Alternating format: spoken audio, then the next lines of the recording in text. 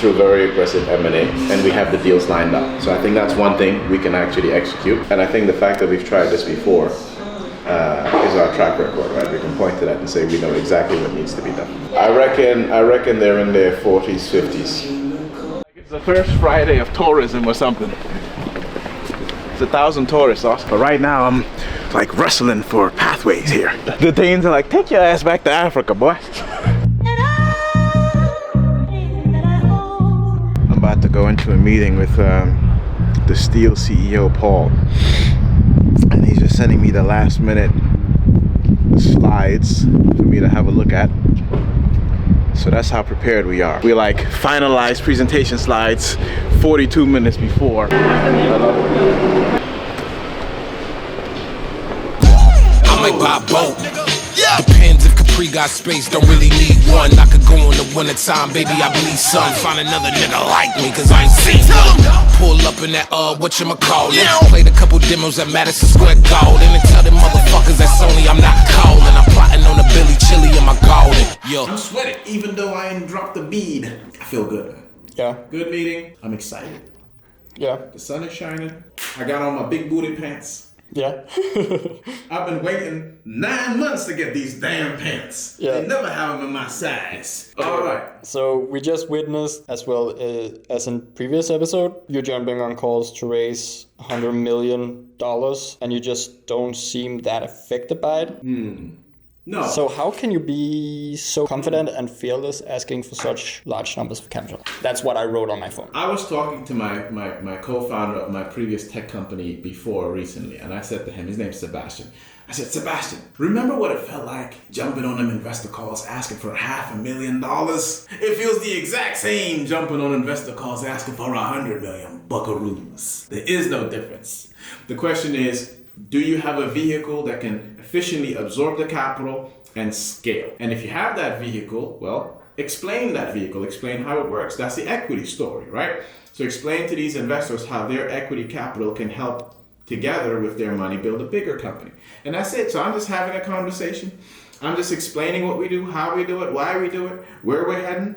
And essentially, I'm the driver of this bus. And I'm saying, hop on board, guys. I'll tell you where we're going. We're going to profit land. Yeah. You know what I'm saying? Come on board. Bring your money with you, though. It's a $100 million trip, Oscar. Yeah, I make light of everything. But yeah, I guess these are serious calls, I guess, yeah. Ain't no goddamn sweat patches here. Oh, that's true. I hope to God ain't no sweat patches. Imagine I'm like this, like covered in patches. Ain't no goddamn sweat patches, Oscar. Raising money is like dating, meaning you're either in the market or you're not in the market. So let's assume that you're in the market, right? You're single. Cool. So then what? You sort of, you market your intentions, right? So we announce to people with capital, investment funds, that we're in the business for capital, we're looking for money. Some of them then say, hey, we're interested in dating you and, finding out more about what you guys do. We then hop on the first date. That's informal. Who are you? What do you do? Who am I? What do I do? Right? That sort of situation. And then it becomes this sales funnel. Demonstrate that you understand and have respect for their capital, and that you intend on being a good steward of their capital. So how long is this process if you already got the vehicle? Raising money can take anything from 3 weeks to 3 years. 3 years being she's just not that into you. Yeah. You know what I'm saying?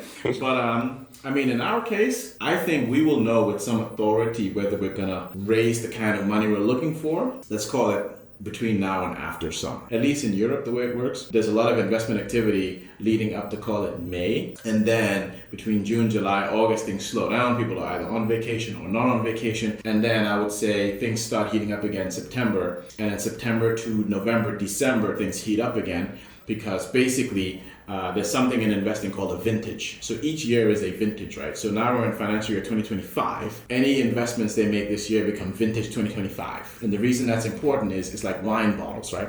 Later they can go and see which vintages performed. So you might hear them say, man, vintage 2007, baby. We had Uber, Airbnb, probably Tinder in there. That was a good year. So like 6 years from now, they're going to be saying, vintage 2025, we had ventilation vents. That's my job to make it a good vintage. Yes. It's the same suffering Oscar to raise $250,000 as $250 million. But we talked about this, you're actually not at zero, just with this group. That's to be very frank, I'm not at zero. That's the honest truth. I mean, I'm also like not my first year out of uni. I'm 37. I'm turning 38 in a few weeks. I've been doing this for 15 damn years. I done had so many businesses that didn't work out. I done had ideas that never went nowhere, business plans that nobody ever read. The first check I ever got from an investor was $30,000. And I remember I literally could not believe that this person was going to hand me that check. Shout out to that person, by the way. I won't put them on the spot, but you know who you are. And it was super awkward because I was in an accelerator program for my last tech company. And they sort of set us up on these speed dating situations.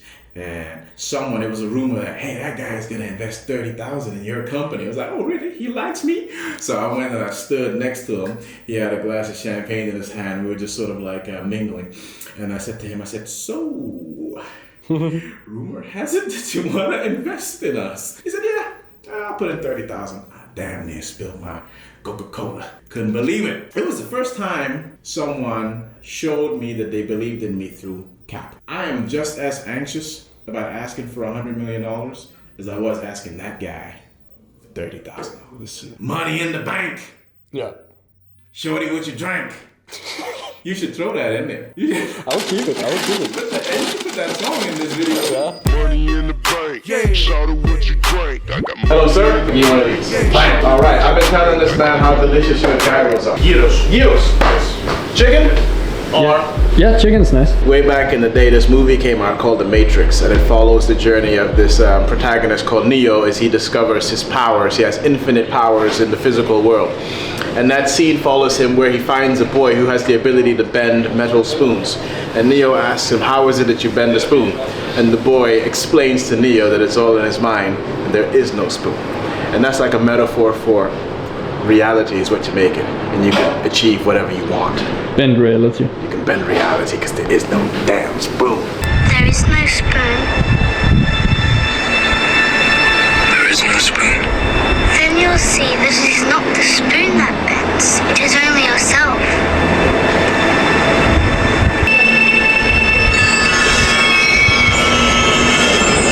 I guess we could tell him that from our side, we've already started investigating the insurance play, and that we're confident that we could sort of deliver, and we find it to be an interesting mandate.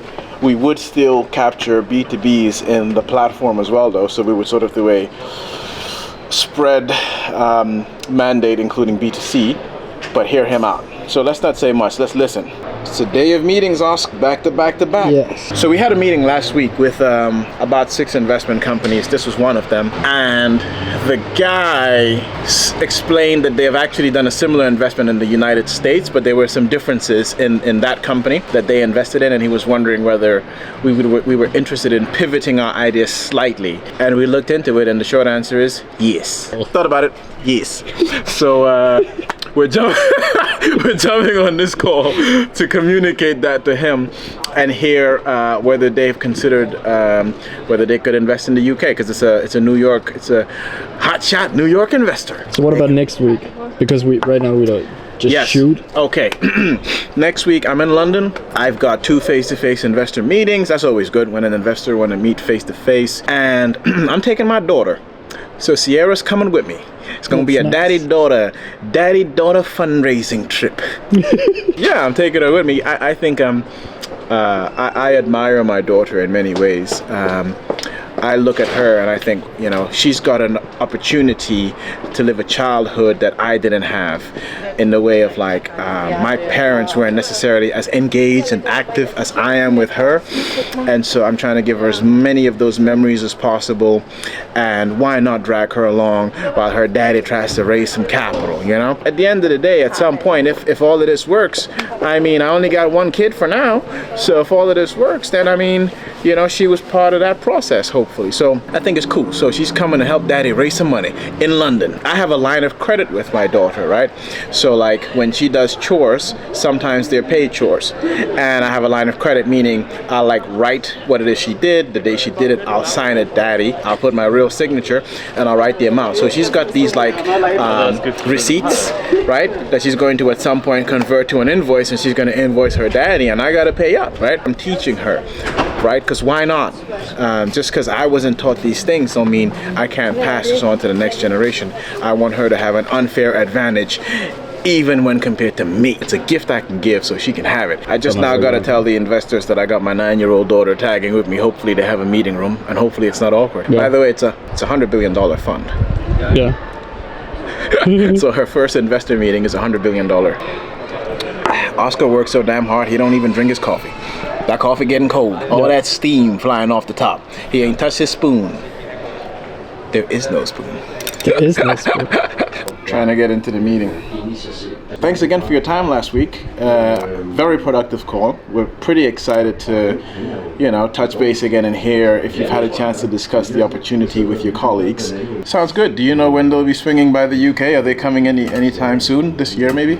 But I guess what I'm saying is, if you are going to reach out, ideally, this summer or, end of summer, rather than say Q1 next year, because by then things might look quite different for all parties. Cheers. Bye. Cool. Back-to-back meetings. Probably got another 10 minutes to enjoy the sunshine, and I gotta get back to the cave. Back to meetings on my laptop, the laptop that I'll be getting rid of sometime by the end of this year. Because this is how I like to work, on my phone. Anyways, 0 to 100.